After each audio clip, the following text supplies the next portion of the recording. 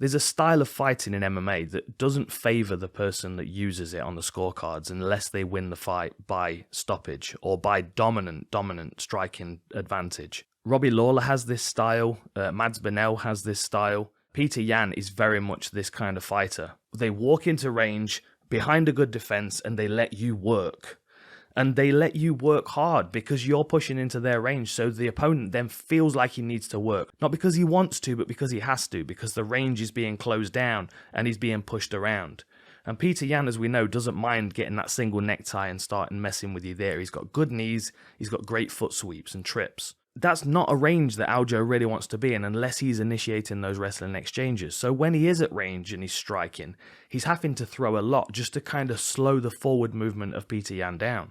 When it comes to the wrestling, although Aljo did decide he wanted to grapple and wrestle and try and force takedowns quite a lot, he really had very little success. But then still, first and second round, as I watch the fight, I see Petr Yan and I think to myself, he's kind of working him. Like, he's working him, he's making him work. There's not really much coming back from Petr Yan. Now, he can be guilty of this. Sometimes he does let the fighter kind of work because he's not really got that anxiety that sometimes you need to fight with a bit of zap, a bit of venom. Aljo has also had the opportunity now to be in there with Petr Yan, so he's felt that real life suffering. He doesn't want to be pushed around again like you do in Petr Yan fights. He's also been able to learn something from what Corey Sandhagen did. But Petr Yan also knows that there's a point where Aljo starts to shake and starts to break, and he knows he can push him to that point within 25 minutes. But he has to force him to work hard. Aljo could definitely use more wrestling in this fight and potentially make Petr Yan work really hard, but then he's making himself work hard in the process. Then if he's on his feet, Petr Yan's not going to let him breathe. He's got a second opportunity now. He's experienced Petr Yan firsthand, and it's not pleasant. And he doesn't want to be in that situation again where he's getting palmed in the chest and tripped and, kind of beaten up and thrown around. He's coming in as the defending champion at this point. He's been put in a very difficult situation, but he can make the most of it by coming in and now, doing a real number on Petr Yan. I do feel bad for Aljo because he shouldn't have been put in the position by the officials and the doctor to make the call himself.